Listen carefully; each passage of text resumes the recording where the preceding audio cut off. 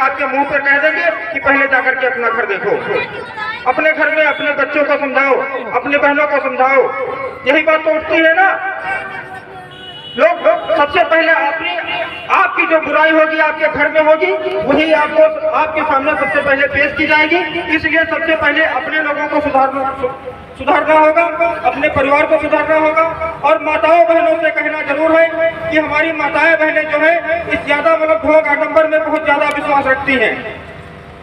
आपको ढोंग आडंबर से निकलना होगा।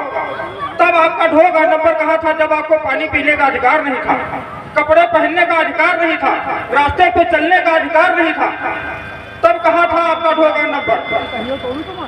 तब आप नींबू काट करके देवता क्यों नहीं बुलाती थी? तब आपकी शहीद क्यों नहीं कटती थी? एक बार सरदार भगत सिंह पंजाब से चले और गोरखपुर स्टेशन पे उतरे। हमारे यहाँ सबसे पहले रेलवे का निर्माण अंग्रेजों ने ही किया था और उस वक्त अंग्रेजों की क्रांति भारत में भरपूर चल रही थी। जब सरदार भगत सिंह वहां से आते हैं, रेलवे स्टेशन पे गोरखपुर में उतरते हैं, तो उन्होंने मतलब कड़कती धूप में, चलचलाती धूप में एक आदमी को देखा। वो धूप में खड़ा था और धूप बहुत ज्यादा थी, उसके पैर जल रहे थे। लेकिन अब वो उस समय का जो समय था वही लोग जानते हैं कि वो समय क्या था। जिनके ऊपर बीती है वो लोग जानते होंगे। आज तो हमारे नौजवान साथी कहते हैं कि हमें तो सब मुफ्त में मिल गया, हम किसी के गुलाम नहीं। गुलाम आज भी है, आप आज भी गुलाम है। क्यों गुलाम है? क्योंकि आपने अपने अधिकारों को नहीं समझा है। इसलिए आप गुलाम कहाँ नहीं है। अगर आपको अधिकार नहीं पता है, अब अपने जो है संविधान के बारे में नहीं पता है, आप थाने में जाएंगे, आप वहाँ उससे क्या सवाल जवाब करेंगे? क्योंकि आपको कुछ पता नहीं है। तो कहते हम गुलाम भी नहीं है किसी के।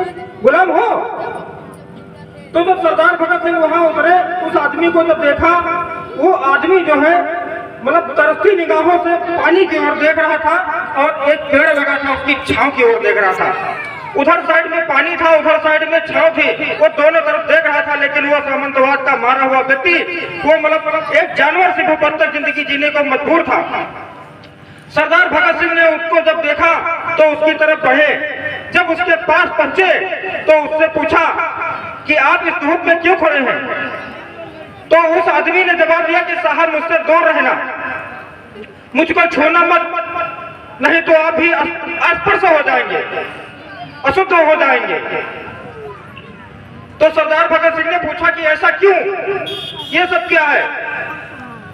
तो उन्हें उस आदमी ने जवाब दिया भगत सिंह को कि साहब अगर आप मुझे छू लेंगे तो ये लोग यहाँ के जो सामंतवादी व्यवस्था के लोग हैं, ये हमें तो मार डालेंगे और आपका भी बहिष्कार कर देंगे।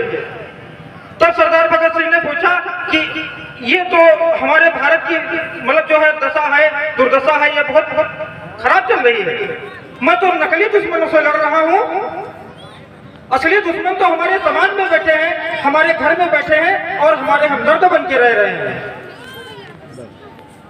तब सरदार भगत सिंह ने मतलब वहां पर प्रण लिया था कि अगर मैं इस क्रांति से जीतकर अगर जिंदा बच गया तो मैं अपना संपूर्ण जीवन बाबा साहब के मिशन में लगाऊंगा। लेकिन 23 मार्च 1931 को सरदार भगत सिंह की फांसी हो जाती है और वो इंकलाब का नारा देते हुए फांसी के फंदे को चूम लेते हैं और खुशी खुशी और अपनी माँ को भी खत में लिख देते हैं कि माता मेरे मरने पे तुम आंसू मत गिराना, नहीं तो मेरा अपमान होगा, मैं शहीद आजम नहीं कहलाऊंगा। वो थे हमारे सरदार भगत सिंह।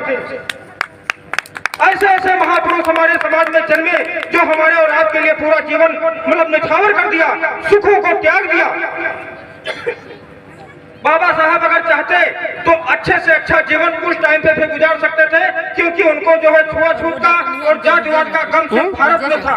पता नहीं कहाँ बंद कर दो, कहाँ बंद कर दो। चलो आओ, अच्छा लाइट से लगा, अब आ जाओ, हो गया है मतलब। चलो भाग जाओ भैया।